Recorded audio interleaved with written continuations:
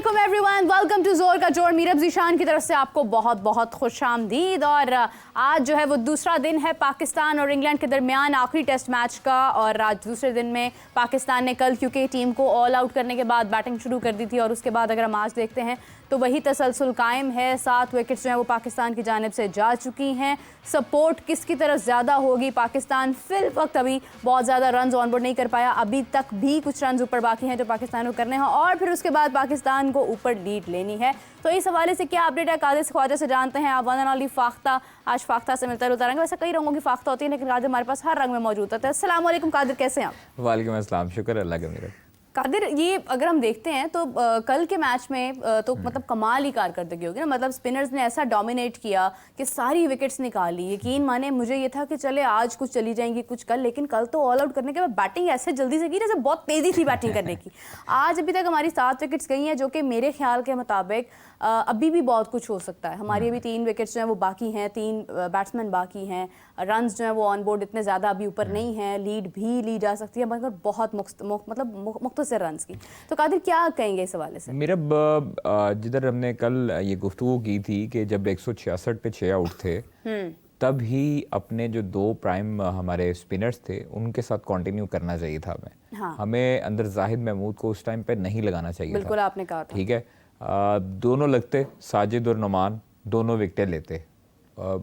ली है उसने, जाहिद ने ली है लेकिन बहुत ज़्यादा रन्स कंसीड करने के बाद ली है।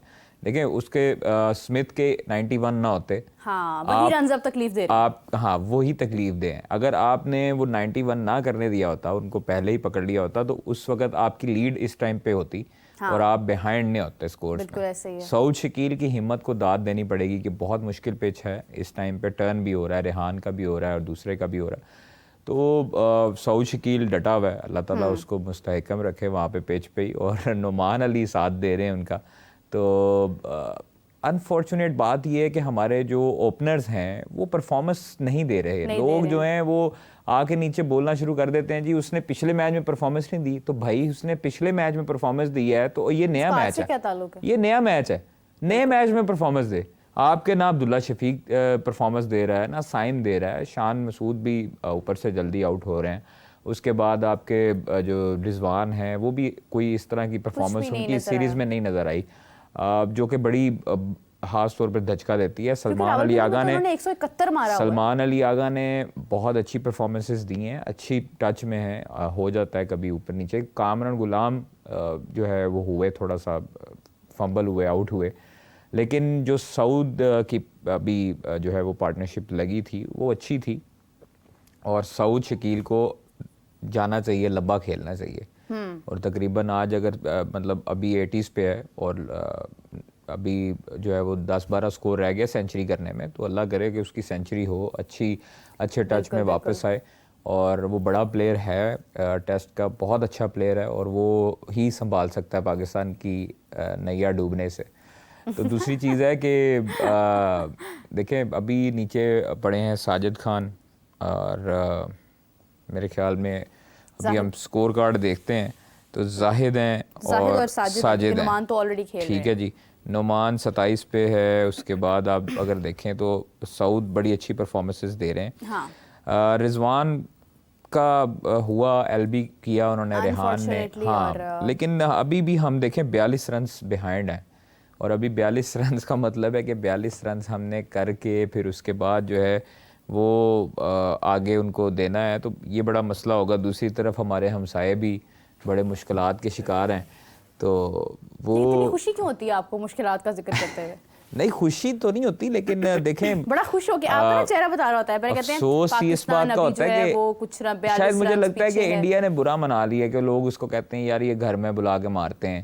तो उन्होंने कहा यार इस मरतबा हम भी घर में हार जाते हैं, हमारे हमसाये तो हारे ही हैं और बड़े अरसे से हार रहे हैं। तो मुझे लगता है इंडिया भी हमारे नक्शे कदम पे स्टार्ट हो गया। तासुरात देखें पाकिस्तान की बात बताएंगे। पाकिस्तान 42 रन पीछे है, रिजवान स्कोर नहीं कर पाए, पड़ोसी हमारे भी हार रहे हैं। एकदम ना ऐसे होता खुशी चेहरे पे आती है। क्रिकेट तो मतलब देखें ना, वर्ल्ड टेस्ट चैंपियनशिप के अंदर अभी भी नंबर 1 है वो, इसमें कोई शक पाकिस्तान नंबर 9 पर आ चुका है। उन्होंने बहुत अच्छी क्रिकेट खेली है और वो अच्छी क्रिकेट खेलते आए हैं। लेकिन मैं समझता हूँ कि जिस तरह अभी 204 रन की लीड है न्यूजीलैंड को, तो ये बहुत ज़्यादा रन्स हो जाएंगे, मुश्किल हो जाएगा इंडिया के लिए। पुणे में मैच हो रहा है और विकेट जो है वो किस तरह की होती है पिच, क्योंकि आपने डेफिनेटली विजिट तो किया होगा, अगर नहीं भी किया इनकेस तो आपको आइडिया तो होगा। पुणे जिस तरह पहला मैच हुआ ना, उसमें तो इनको ओवरकास्ट कंडीशन इनके फेवर में आई न्यूजीलैंड के। अब पुणे की जो पिच है उसमें इन्होंने बनाया तो स्पिन ट्रैक भी और मिला जुला बनाया, लेकिन बैटिंग में उनको समझ लग गई न्यूजीलैंड के। अच्छा, इस चीज़ का एक फ़ायदा बड़ा होता है कि आपके जो मुख्तलिफ प्लेयर्स आके लीग्स खेल के जाते हैं ना, उनको कंडीशंस का बहुत अच्छे से अंदाज़ा हो जाता है। बिल्कुल।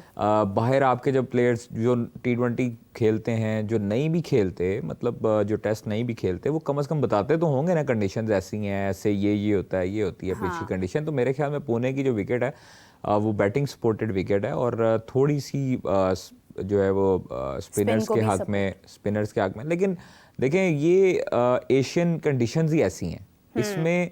इसमें फास्ट बॉलर जो हैं वो आपको हमेशा से ही मरते दिखाई दिए हैं, अनटिल अनलेस आप जो है वो उसको फुल लेंथ बॉल ना करें, यॉर्कर ना करें, या बहुत अच्छा जो है वो आप बाउंसर कर दें तो उस पर जो है वो आउट हो जाए।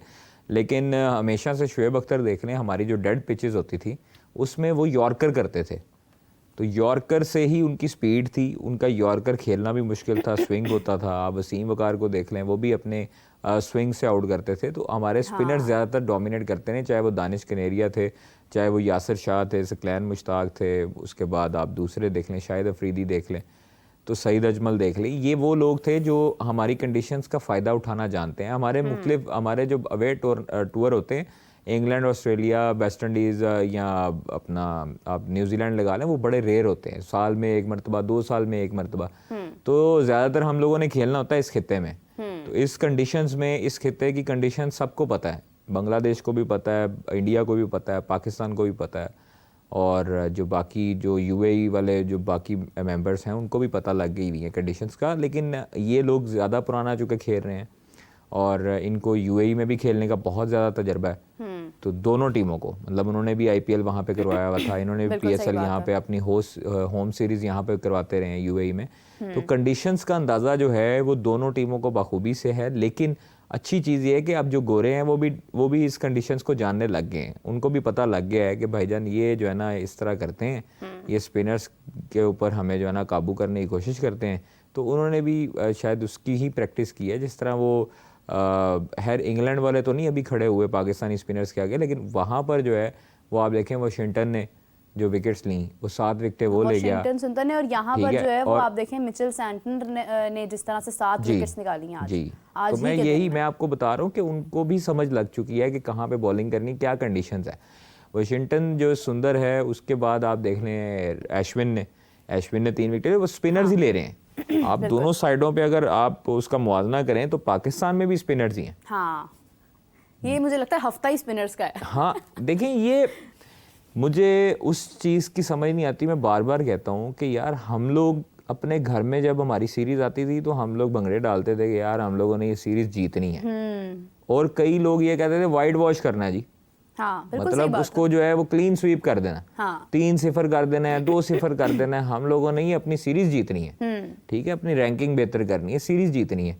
यहाँ पे हम लोग जो है, हाँ हम लोग जो है वो माजी में ऐसी पिचेस बनाते हैं रावलपिंडी की, ये वही पिंडी की विकेट है ना जिसको कहते हैं जी फटा विकेट है, ये सड़क है, ये मोटरवे है, डीमेरिट है, उसके बाद डीमेरिट पॉइंट आए ना ICC के, भाई उस पे बॉलर्स को मदद नहीं मिलती थी, आए ना, रन हो रहे हैं ना, रन्स भी हो रहे हैं, विकेटें भी जा रही हैं। और बांग्लादेश ने इससे पहले जो है वो रिजल्ट, दोनों मैचेस के रिजल्ट आए। तो भाई मैं यही गर्ज कर रहा हूँ कि जब ये इस तरह की विकेट्स बन सकती हैं, नियत हो तो क्या नहीं हो सकता। मुझे ये बताएं कि मुल्तान की विकेट जो है उन्होंने की, फिर उसके बाद जो पाकिस्तान को मदद मिली, ये वो टिपिकल टेस्ट क्रिकेट है जो पाकिस्तान को सूट करती है, और पाकिस्तान इस कंडीशंस को अच्छी तरह जानता है, क्योंकि पाकिस्तानी जो प्लेयर्स हैं वो मोस्टली डोमेस्टिक में भी स्पिनर्स को खेलते हैं, अच्छा खेलते हैं। हमारे वही स्पिनर्स जो हैं वो आके कौमी टीम में आते हैं। तो आप लोगों को ये हरकतें करने की क्या ज़रूरत थी कि भाई आप लोग जो है ये रमीज़ राजा दौर में और ये कुछ ऐसे दौर में जो है वो गलत हुआ पिचेस के साथ, जो कि इन्होंने कहा ड्रॉप एंड पिचेस बनाएंगे,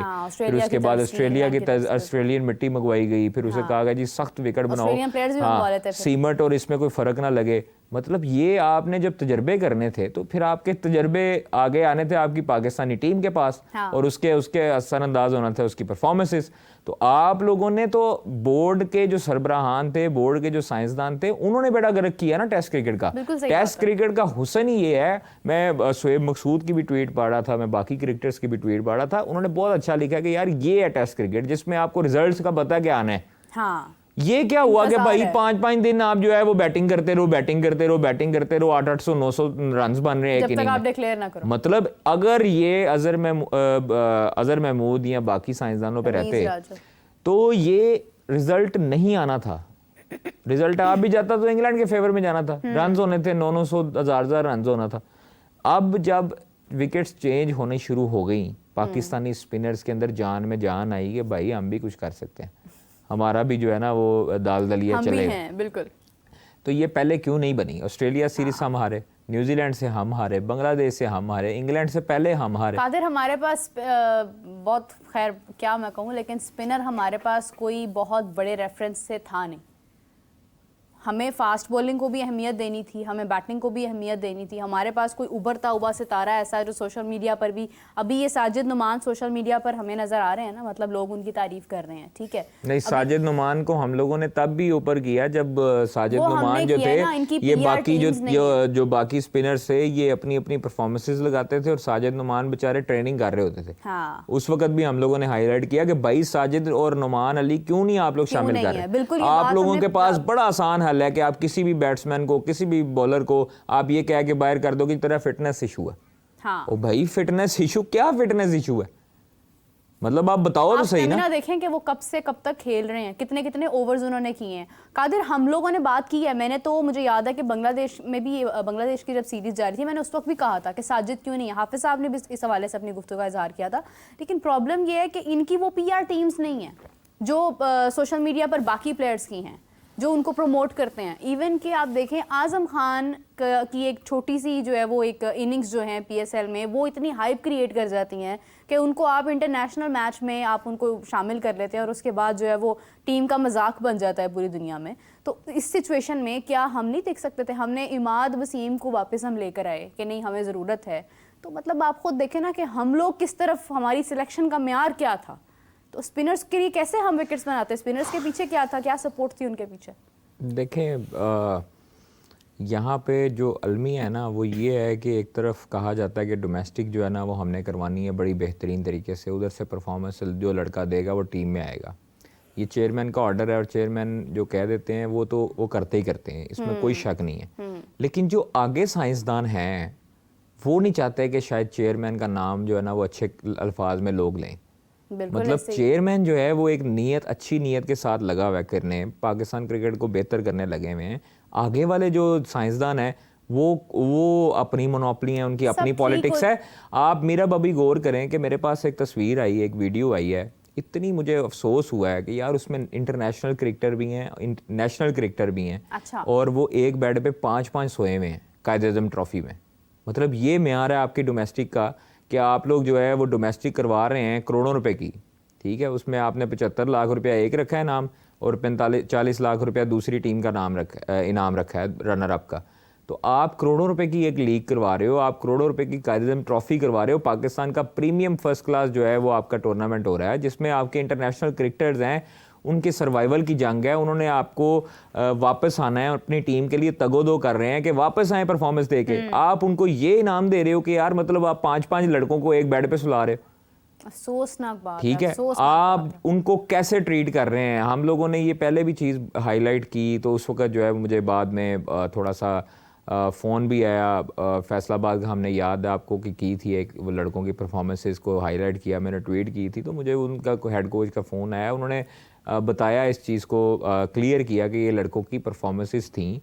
तो ये लड़के जो 2 आपने हाईलाइट किए, ये लड़कों को हमने ऐसे से पिक किया, ठीक है। उसकी समझ आती है कि यार उन्होंने अपनी एक जस्टिफाई किया उसको कि हम लोगों ने इसको पर्ची नहीं पिक किया, हम लोगों ने उसको जो है बाकायदा तौर पर एक प्रोसेस के थ्रू आए हैं और उसको जो परफॉर्मेंसेस देता आया है और उसको लड़के को पिक किया है।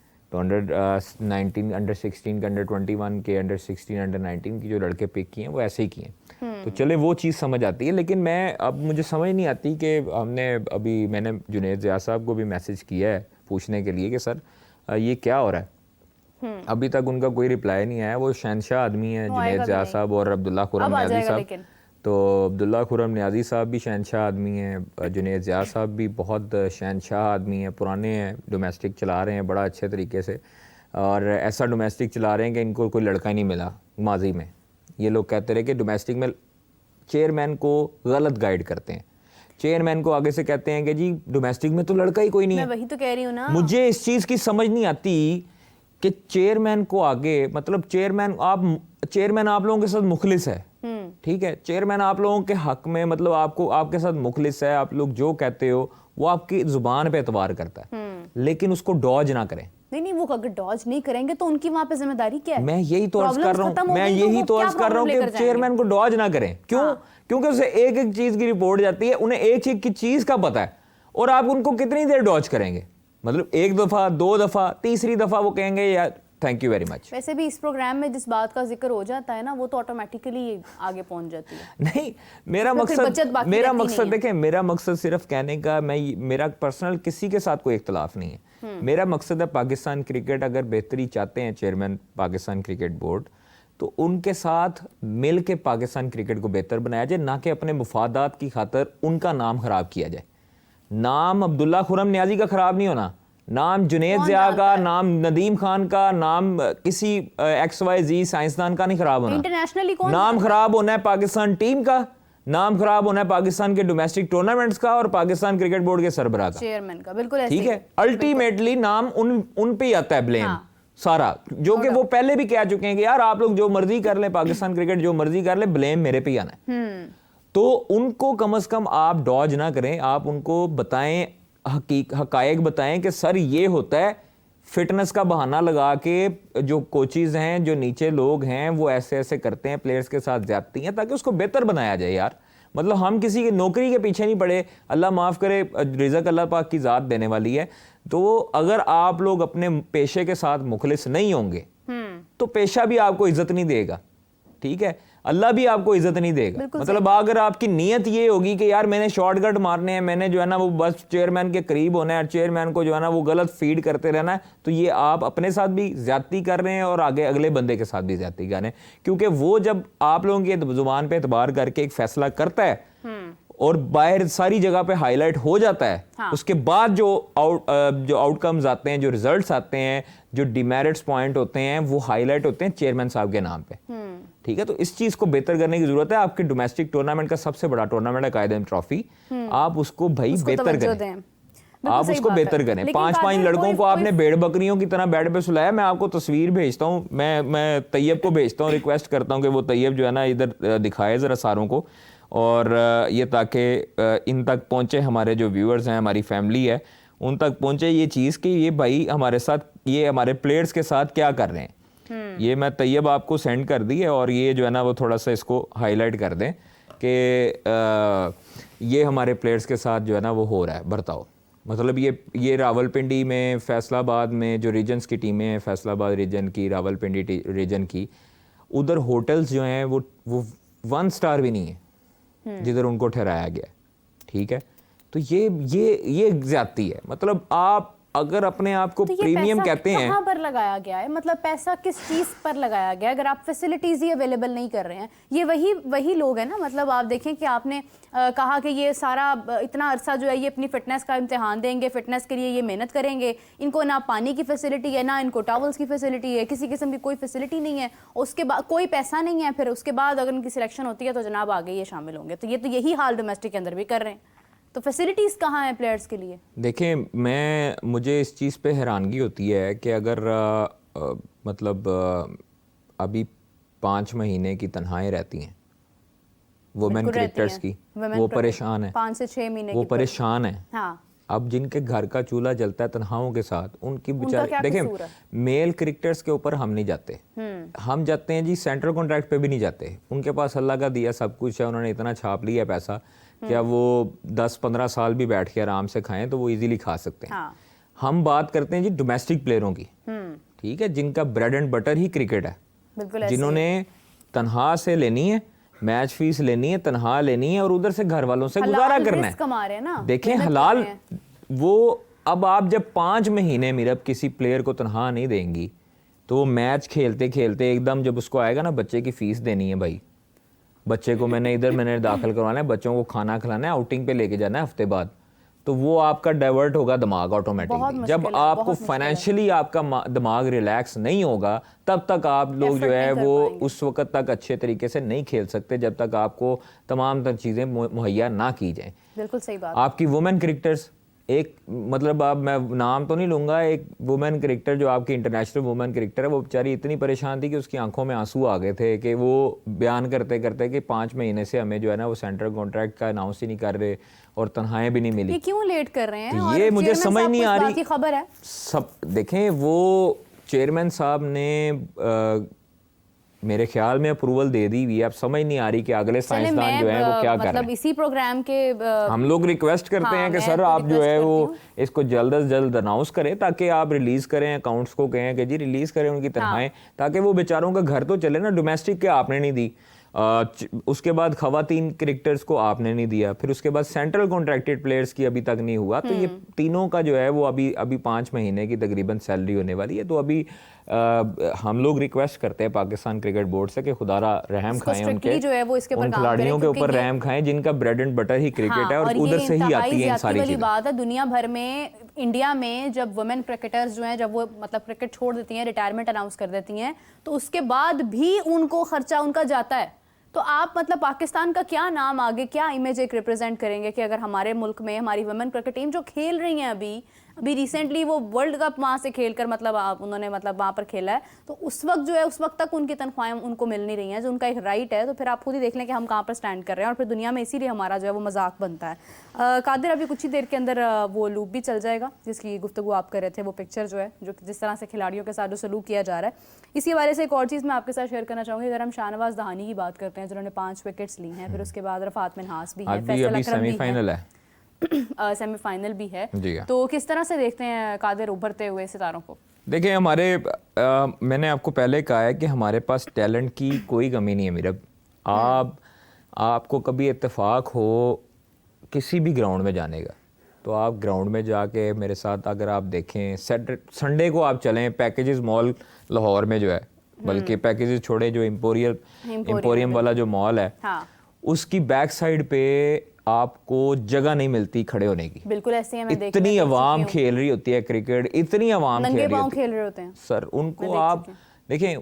वो हमारे पास अनफॉर्चुनेटली पंजाब में ख़ास तौर पर लाहौर में क्रिकेट जो थी ना वो आपको शाही किले की घाटी के ऊपर भी मिलती थी, जो टिपिकल वर्ड था, किले दी घाटी थे। ये उधर जो है ना वो आपको उस जगह पे भी मिलेगी।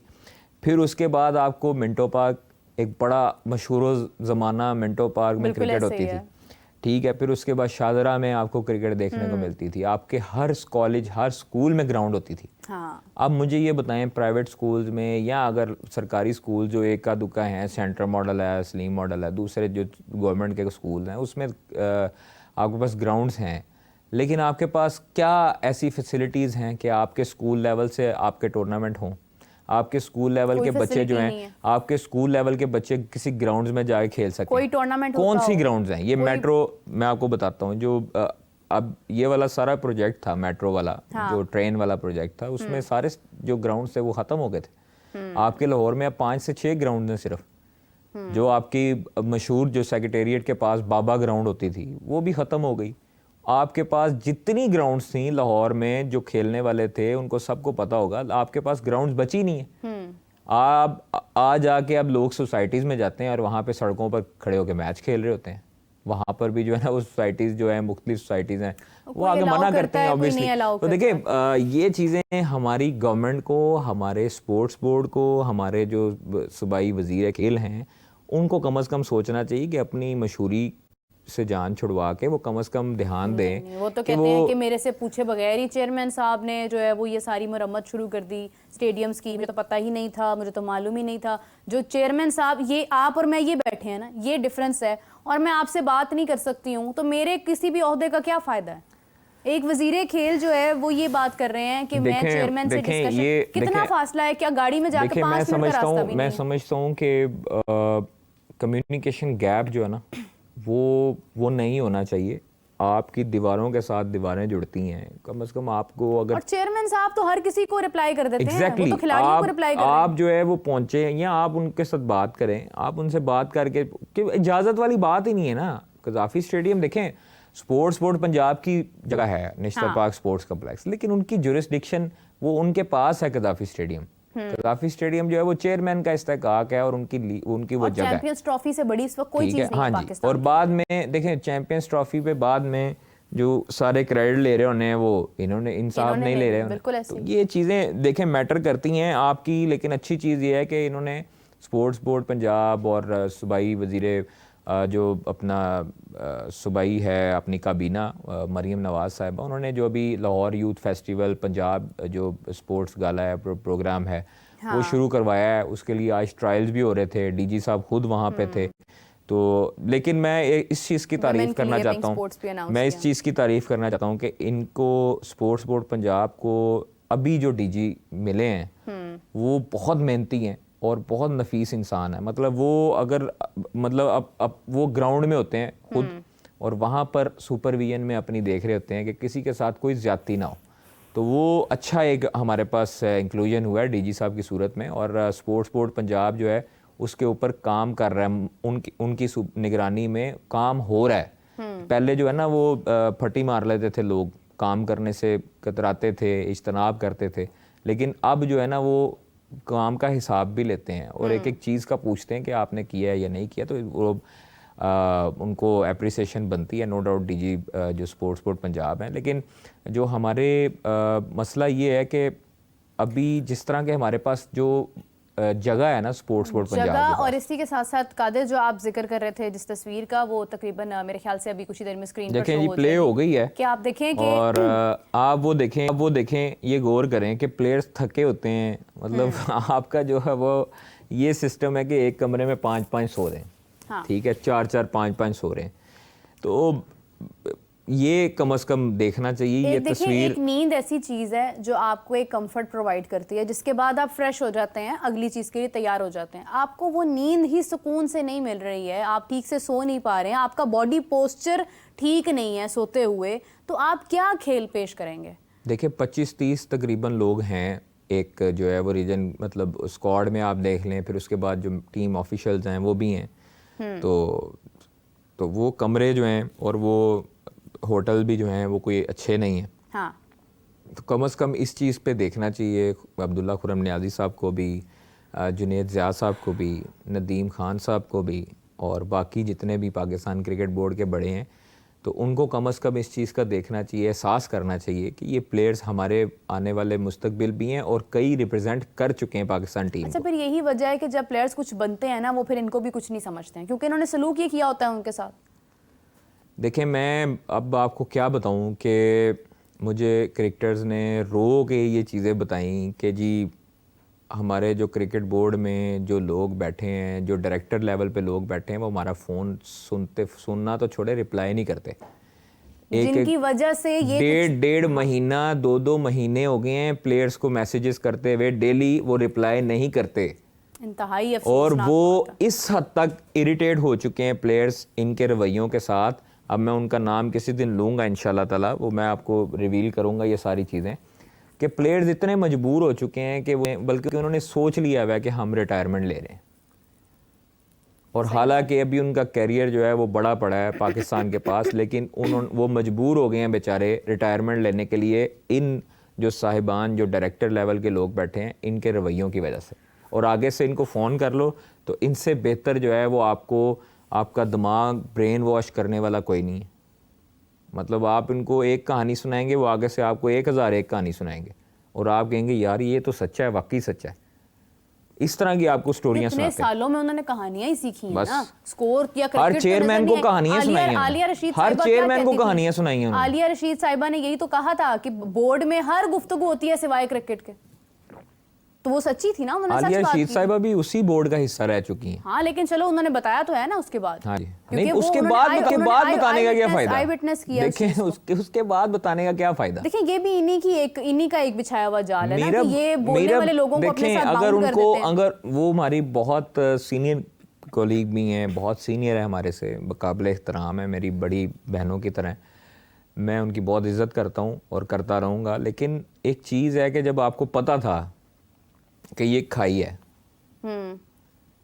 तो आपको ऊपर कवर रखा हुआ था खाली एक प्लास्टिक का, आपको पता है इसके ऊपर खड़े होंगे तो नीचे जाऊंगी, तो क्यों गए? जिस टाइम पे पता था क्यों गए? सिंपल आप मना कर देते जस्ट कि थैंक यू वेरी मच जी, मुझे ऑफर नहीं चाहिए। लेकिन उसके बाद कई, खैर अब रात गई बात गई, पुरानी हो नहीं गई देखिए चीजें। मैं ये कहूँगी कि हर शख्स जो है यहाँ पर, ये बड़ी एक खुली हकीकत है कि हर शख्स यहाँ पर परेशान है और वो इंतज़ार में होता है एक अच्छी अपॉर्चुनिटी का, ठीक है। क्योंकि हमारा कंट्री, अफसोस के साथ मैं ये बात कर रही हूँ कि हमारे पास अल्लाह का दिया हुआ सब कुछ है, हर फैसिलिटी है, सब कुछ है, लेकिन वो पता नहीं कहाँ पर है, किसके अंडर है, क्योंकि वो लोगों तक तो नहीं पहुंचता है। ओहदे पर जब तक कोई होता है तब तक उसकी एक पावर है, उसकी बात में पावर है, उसकी एक बॉडी लैंग्वेज के अंदर आपको एक कॉन्फिडेंस नजर आता है। जैसे ही वो वहां से बाहर होता है उसको कोई पूछता भी नहीं है। ये तो खैर दुनिया का असूल भी है, लेकिन पाकिस्तान में ये चीज़ थोड़ी ज़्यादा है कि उस अपॉर्चुनिटी का वेट करते रहते हैं लोग, वो मिल जाती है, हाँ उसको जी। खामोशी से अडॉप्ट अगर कर लेते हैं, आपको फिर याद इतना हो, फेडअप हो जाते हैं कि फिर खुद ही बाहर आ जाते हैं। अगर आपको याद हो तो ज़का अशरफ दौर में एक एलिगेशन लगाया गया था इंज़मामुल हक और साया कॉर्पोरेशन बिल्कुल पे। ऐसे ही है। ऐसे ही है। हाँ, उस इंक्वायरी का क्या बना? ये तो आप आज तक बताएं। किसी को पता लगा? नहीं, किसी को भी नहीं पता कि उस इंक्वायरी का क्या बना। और इंज़मामुल हक साहब को भी चाहिए कि उसके ऊपर अपने आप को क्लियर करवाएं कि भाई अगर कुछ नहीं था तो मेरे ऊपर ये एलिगेशंस क्यों लगाए गए? तो फिर पीछे ही हो गए थे ना, उन्होंने कहा ठीक है। पीछे नहीं ना, फिर ऐसे देखें, मैं आपके ऊपर एक इल्ज़ाम लगाऊं, ठीक है, कि आपने इससे जो है ना वो पैसे लिए हैं, आप चुप कर जाएं, आप कोई ना बोलें आगे से, तो इट मीन्स कि आप गिल्टी हैं। नहीं, ज़रूरी नहीं है। अब मैंने जब इंज़मामुल हक साहब से बात की थी, मैंने जब उन्हें कहा कि आप मतलब आगे क्या देखते हैं, कि आपका दिल नहीं करता कि आप यहाँ शामिल हों, तो वो कहते हैं कि मैं इन सब चीज़ों से खुद को बहुत दूर कर चुका हूँ। नहीं, गलत बात है। देखें, इतना बड़ा नाम, मुझे दुख होता है, इतना बड़ा नाम है, एक बंदा उसके ऊपर इल्ज़ाम लगा रहा है, तो उनको इंक्वायरी में या तो आप उनको बेगुनाह करार देते, तो या अगर आपने लगाए थे इल्ज़ाम तो आप सबूत देते। वो प्री प्लान था, एक उनके ऊपर जाल बनाया गया था, बुना गया था, और अच्छा, जो कि वो कामयाब नहीं हो सके। मुझे एक बात बताएं, फिर मैं बाबर आजम का नाम लेती हूँ तो लोग कहते हैं कि ये बहुत बड़ी फ़ैन है बाबर की। खैर कोई नहीं, ज़ाहिर स्टार है, बहुत सारे लोग उनके फैंस हैं। बाबर आजम पर मुबशर लुकमान साहब ने जब एलिगेशन लगाया स्पेसिफिकली बाबर पर, तो बाबर आजम ने उनके हवाले से उन तक जो है वो कहा गया कि जनाब नोटिस जारी हो गया है, डेफामेशन जारी हो गया है, वहाब रियाज पर भी लगाया, लेकिन बाबर का जरा स्पेसिफिकली क्योंकि उन्होंने रिस्पॉन्ड किया। नहीं, ये गलत तो बात है। देखिए, इस पे करना चाहिए था कुछ। अभी उसका क्या स्टेटस है? उस पे भी खामोशी है। तो फिर क्या फायदा? मतलब आप इतना एक्शन लें, आप कहें जी मैं ये जारी कर रहा हूं। मैं समझता हूँ कि देखिए ये ज्यादती है कि इतना बड़ा एलिगेशन, एक मतलब बाबर जैसे प्लेयर पे, वहाब रियाज के खिलाफ, वहाब रियाज साहब के वालिद मरहूम पे मुझे दुख हुआ था कि उनके खिलाफ इस तरह बोलना, ये बहुत मतलब अच्छी बात नहीं है, अनप्रोफेशनल भी है। और देखें, ये मुनासिब बात नहीं है कि आप किसी के बारे में कोई इल्ज़ाम लगाएं। देखें, कोई शख्स अगर दुनिया में नहीं है, आप उसके बारे में कुछ ऐसे अल्फाज अदा कर रहे हैं और वो भी मतलब आपके पास उसका सबूत है या नहीं, तो सबूत है तो फिर तो आप जाहिर करें, ठीक है। और एक शख्स अगर है ही नहीं तो फिर सबूत का भी आपने क्या करना है। लेकिन उसका अभी तक स्टेटस जो है वो भी किसी को नहीं मालूम है। बाबर ने जो है वो जनाब उनको फौरी तौर पर डेफामेशन जारी कर दिया, ये कर दिया, वो कर दिया, कहाँ है रिजल्ट, कहाँ पर है? मुबशर लुकमान आज भी बैठकर जो है वो गुफ्तगू कर रहे हैं। तो बात ये है कि क्या करें? देखें, जिसके ऊपर लगाया गया इल्जाम वो चुप है, तो हम कौन होते हैं? यही एक प्रॉब्लम है। बहुत सारी चीजें हमारे तक आती हैं लेकिन हम उनको यहाँ से बैठकर उनको रेगुलर लोग देखें, किसी को डिफेंड करने या किसी के खिलाफ बोलने के लिए नहीं बैठे हुए। हाँ। हम लोग हकायक दिखाने के लिए बैठे हैं। मैंने बोला तो था, लेकिन हम लोगों का बनता नहीं है बोलना। आप चीजें डिस्कस करते हैं, हम लोग जो है वो बिला वजह बुरे बन जाते हैं। बुरे तो हम बनते हैं। देखिए बुरे बन जाते हैं ना मुबशर लुकमान ने कोई बोला ना, उसके बाद बाबर ने कुछ बोला। हाँ, अंडरस्टैंडिंग हर चीज भाई जब चीजें हो गई तो हम लोग क्यों बुरे बने? हाँ, हमारा काम ही नहीं है कि मतलब उसकी वो जाने, उनका काम जाने, वो करेंगे तो कर लें, उसके बाद हम यही खबर दे बात देंगे। है कि सिंपल। कोई भी खिलाड़ी है, हम लोग बैठकर सपोर्ट करते हैं क्योंकि हम तो आवाम की आवाज़ हैं, जो साफ बात है, ठीक है। जो लोग सुनना चाहते हैं, हमारी कोशिश होती है हम वो सवाल यहाँ पर जो है वो रेस करें, किसी की सपोर्ट में बात अच्छा, मुझे ये बताएं कि मैंने बाबर के खिलाफ कब बोला है? खिलाफ तो नहीं बोला आपने, तो वही बोला है जो हकीकत तो है। भाई लोग जो है वो, उनके रिश्तेदार भी, इवन लोग जो है वो मुतअद्दिद बातें करने लगे हुए हैं कि जी वो कादिर को पता नहीं क्या हुआ है, वो खिलाफ बोल रहा है। मैं किधर खिलाफ बोलूं? मतलब एक ये परफॉर्मेंस के ऊपर बोलना खिलाफ है तो फिर ठीक है, खिलाफ है तो फिर खिलाफ फिर इस हिसाब से मुझसे तो वैसे ही नफरत नहीं। मुझे ये बताएं कि मैं कैसे डिफेंड, एक बंदा अगर परफॉर्मेंस नहीं दे रहा, हमने उसकी परफॉर्मेंस पे बात करनी। मैं बाबर के बालों के ऊपर थोड़ी बात कर रहा हूँ कि भाई बाबर ने बाल ऐसे बना लिए, बाबर ने कटिंग ऐसे करा ली। नहीं, मैं सपोर्ट अभी भी करूंगा, परफॉर्मेंस करे। हाँ। मेरा उससे कोई पर्सनल नहीं है, मैं उससे कोई अपना, मेरा कोई जाती मुफाद थोड़ी है कि मैं जो है वो बाबर को जो है उसके हक में डिफेंड करता रहूं, नारे लगाता रहूं। क्यों करूं भाई? मतलब मैंने जब उसको परफॉर्मेंस दे रहा था और उस पर तनकीद हो रही थी, तब उसको मैंने सपोर्ट किया। हाँ। मैंने उससे कोई लालच की वजह से तस्वीरें उतरवाने में भी सपोर्ट किया, $25 पर सारी बातें छोड़ दें, वो तो तब भी कह रहे थे कि नहीं ये उनका राइट है। अब पीछे क्या रह जाता है? पर्सनल चीज थी ना भाई, उनकी पर्सनल चीज थी, वो जो मर्जी करते रहे। क्रिकेट पे परफॉर्मेंस दे रहा था तब तक उसको हम लोग सपोर्ट कर रहे थे। मेरी आज भी और रहती दुनिया तक उनके साथ कोई पर्सनल जाती दुश्मनी नहीं है। जो उनके फैंस, उनके जो रिश्तेदार हैं, जो उनके क्लोज लोग हैं, हाँ। वो इस चीज को गलत ना लें कि मेरा उससे कोई इख्तलाफ है या मैं किसी की तरह उसको ब्लैकमेल करूंगा। मेरी वो आदत ही नहीं है कि मैं किसी को ब्लैकमेल करूं। भाई आप लोग मुझे जो लोग ये बोल रहे हैं और ये कह रहे हैं, वो मुझे पुराना सुनता आ रहे हैं। जब तक मैं उसको सपोर्ट कर रहा था, अच्छा बोल रहा था, मेरे से अच्छा कोई आया ही नहीं था। ठीक है, यहाँ पे अवाम ना 1 मिनट लगाती है पलटा खाते। वो अवाम और है, वो अवाम और है। मेरा भी सामना ऐसी अवाम से हुआ है। आज जो बाबर के अगेंस्ट बात कर रहा है ना, बाबर की परफॉर्मेंस के अगेंस्ट बात कर रहा है, वो बाबर का सगा है। ये बाबर को किसी वक्त में बात समझ आ जाए। नहीं, वो बाबर का दुश्मन है। हम लोग दुश्मन हो गए हैं इस टाइम पे। चले ठीक है, क्या हो सकता है? मुझे तो ऐसा भी लोगों ने कहा अच्छे वो हैं जो उसको जो है ना वो गलत मशवरे दे रहे हैं। बिल्कुल ऐसे ही है। ठीक है, जो उसके आसपास खड़े हो कह रहे हैं ना, बाबर साहब आप तो कमाल है, आपने तो कमाल कर दिया, आप तो दुनिया के बेहतरीन प्लेयर हैं। ये तो पागल है, ये तो आपके दुश्मन है जो आपको समझा रहे हैं कि आपकी परफॉर्मेंस नहीं ठीक, उस पर काम करके आप आराम करें। आराम करने का क्यों कहा है जी? मैंने आराम करने का क्यों कहा था? मैं उसका दुश्मन हूं। जिम्बाब्वे से बाबर क्यों याद आता है? जिम्बाब्वे का मैच भी बाबर ने नहीं छोड़ा है, अपने साथ एक बिला वजह का टैग लगवाया है। तो फिर उसके बाद जो है वो लोग, देखिए अलग बात है, जो भी है, मेरा कहने का मतलब यही है कि बड़ी टीमों के खिलाफ ही दी हैं, आप ऐसे ना करें। दी है, बिल्कुल दी है, मैंने कहा नहीं, आपने फिर जिम्बाब्वे का जिक्र कर लिया, ऐसी बात नहीं है। उसने जो भी परफॉर्मेंस दी है उसने दूसरी बड़ी टीमों के खिलाफ दी है।